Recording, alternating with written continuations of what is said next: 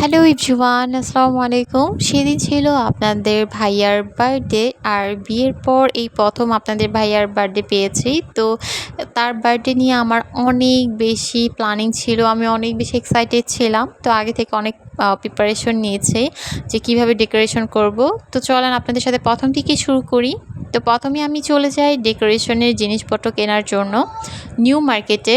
তো ওই নিউ মার্কেটের পাশেই হচ্ছে এই শপিং মলটা, এটার নাম আমি জানি না, বাট এখানে সব রকম ডেকোরেশনের জিনিস পাওয়া যাচ্ছিল। তো আমি যা যা একদম চেয়েছি সব কিছু ছিল। তো আমি এক এক করে সব কিছু কিনে ফেললাম। তো আমার কাছে এই ক্যান্ডেলগুলো খুবই ভালো লাগছিল, এর জন্য আপনাদের একটু দেখালাম আর কি। এরপর আমি কি কি কিনেছি আমি অবশ্যই আপনাদের সাথে শেয়ার করব। তো এই যে আমি একটা দোকান থেকেই সব কিছু কিনে ফেলেছি, বাসায় গিয়ে আপনাদের সাথে সব শেয়ার করছি যে আমি কী কী কিনেছি। এরপর হচ্ছে আমি চলে যাই কেক কেনার জন্য। আর এই যে এই শপটাতে কিন্তু ভাইয়ারা হচ্ছে অনলাইনে সেল করে একদমই হোমমেড কেক। তাদের কেক ভীষণ মজা, আমার তো খুবই পছন্দ। ইভেন আপনার ভাইয়ারা মানে আপনার ভাইয়ার খুবই ফেভারিট এই ওনাদের কেক। সো ওনাদের থেকে আমি কেক নিয়ে নিলাম। এরপর হচ্ছে ডিরেক্ট আমি বাসায় চলে যাচ্ছি। অ্যান্ড হচ্ছে এই যে দেখেন আমি এইগুলো কিনেছি হোম ডেকোরেশনের জন্য। একটা হচ্ছে ব্যাকগ্রাউন্ডের জন্য ফয়েল কিনেছিলাম, এরপর হ্যাপি বার্থডে লেখা, অ্যান্ড হচ্ছে ক্যান্ডেল কিনেছিলাম। এই ক্যান্ডেলগুলো না একদমই ইউনিক, আমার খুবই পছন্দ। এরপর হচ্ছে বোর্ড সাইড ট্যাপ কিনেছিলাম, অ্যান্ড ফেয়ারি লাইটটা কিনেছিলাম, অ্যান্ড আমি কিছু বেলুন কিনেছিলাম। আমি হচ্ছে এই কিছু প্রোডাক্ট দিয়ে আমি আজকে ডেকোরেশন করব, দেখব যে কেমন হয়। তো চলেন ডেকোরেশন শুরু করি। তো প্রথমেই আমি হচ্ছে বেলুনগুলো ফুলিয়ে নিচ্ছি। আর এই যে বেলুনগুলো ফুলাতে গিয়ে আমার যে কত হেসেল হয়েছে, আমি হাতটা পর্যন্ত কেটে ফেলেছি। কারণ বেলুন ফুলানোর অনেক অনেক প্যারা, অনেক ঝামেলা। তো কেউ ছিল না আমার হেল্প করার জন্য, সো আমাকে একা একাই এগুলো করতে হয়েছে। তো আমি যে এক এক করে সবগুলো বেলুন ফুলিয়ে ফেলেছি। এরপর এখন ডেকোরেশন শুরু করে দিব, কারণ এখন আপনার ভাই একদমই বাসায় নাই। সো ও আসার আগ পর্যন্তই, মানে ও আসার আগে আমাকে এগুলো সব কিছু শেষ করতে হবে। এরপর হচ্ছে আমি এক এক করে সাজানো শুরু করে দিই, আর একটু একটু করে সাজাচ্ছিলাম, আর হচ্ছে সৌন্দর্য একটু একটু করে বৃদ্ধি পাচ্ছিল। আপনাদের ফাইনাল লুকটা এখনই দেখাচ্ছি। এই যে দেখেন কত বেশি প্রিটি হয়েছিল, মাশাল্লাহ মাশাল্লাহ। আর এই লাইটিংটার জন্য বেশি সুন্দর হয়েছিল। তো আমার তো অনেক বেশি পছন্দ হয়েছে এই ডেকোরেশনটা, একদম আমার মনের মতো। আপনাদের কেমন লেগেছে আমার এই ডেকোরেশনটা অবশ্যই জানাবেন।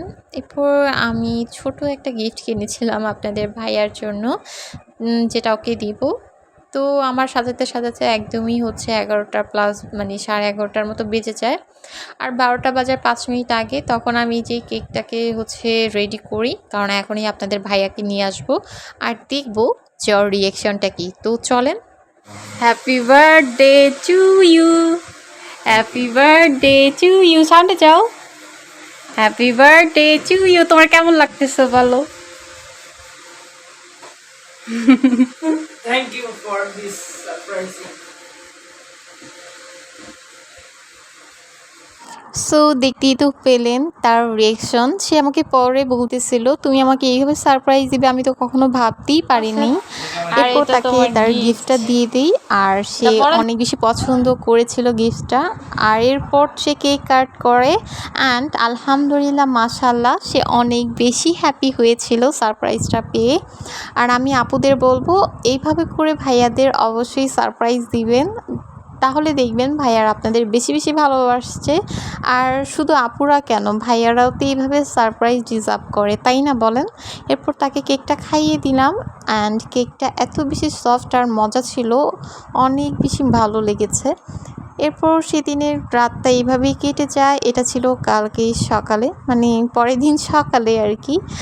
দেখি সকালে উঠে একদম ঝুম বৃষ্টি। তো ভাবলাম খিচুড়ি রান্না করা যাক। এরপর আমরা খিচুড়ি রান্না করি, মানে আমিই রান্না করি মাংস আর খিচুড়ি। খিচুড়িটা এত বেশি মজা হয়েছিল মাশাল্লাহ, আমি নিজের রান্নার প্রতি একদম ফিদা হয়ে যাই খিচুড়ি খাওয়ার পর।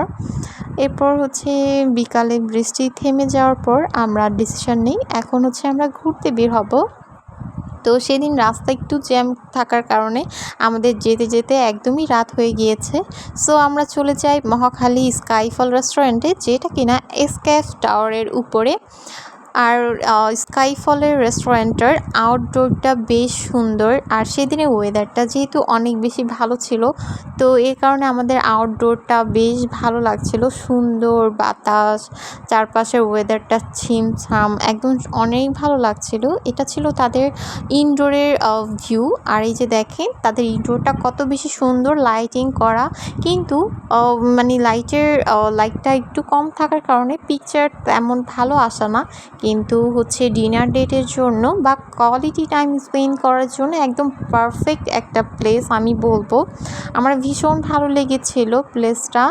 আর হচ্ছে এখানে সেদিন কিন্তু স্কাইফলে মানুষ খুব কম থাকার কারণে আমরা ঘুরে অনেক বেশি ভালো লেগেছে, আর খুবই ভালো আমরা এনজয় করেছি।